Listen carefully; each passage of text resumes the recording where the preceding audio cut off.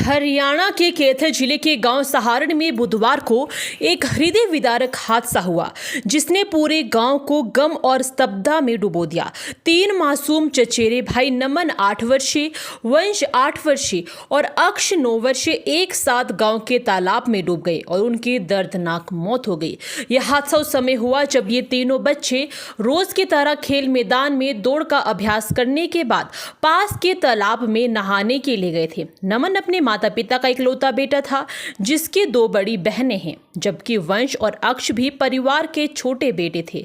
इस दुखद घटना ने 3 घरों के चिराग एक झटके में बुझा दिए और पूरे गांव को सदमे में डाल दिया। बुधवार शाम लगभग 6:30 से 7 बजे के बीच तीनों बच्चे तालाब की ओर गए, लेकिन तालाब में अत्यधिक कीचड़ और दलदली मिट्टी होने के कारण वे उसमें फंस गए और बाहर नहीं निकल सके। हादसे के समय वहां से गुजर रही एक 10 वर्षीय बच्ची ने उन्हें तालाब में संघर्ष करते देखा और शोर मचा। उसकी पुकार सुनकर आसपास के ग्रामीण मौके पर दौड़े और तुरंत बचाव कार्य शुरू किया। काफी मशक्कत के बाद तीनों बच्चों को तालाब से बाहर निकाला गया और उन्हें नजदीकी निजी अस्पताल ले जाया गया, लेकिन तब तक बहुत देर हो चुकी थी।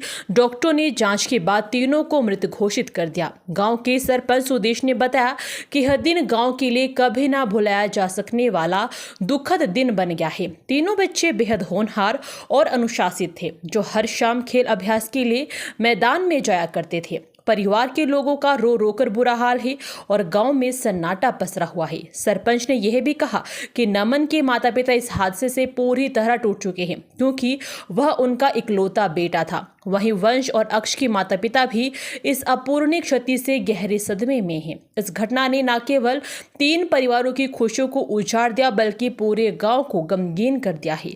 लोगों की मांग है कि ऐसे तालाबों के पास सुरक्षा उपाय किए जाए ताकि भविष्य में इस प्रकार की घटनाएं ना हो। प्रशासन से उम्मीद की जा रही है कि वह प्रभावित परिवारों को मानसिक और आर्थिक सहायता उपलब्ध कराएगा।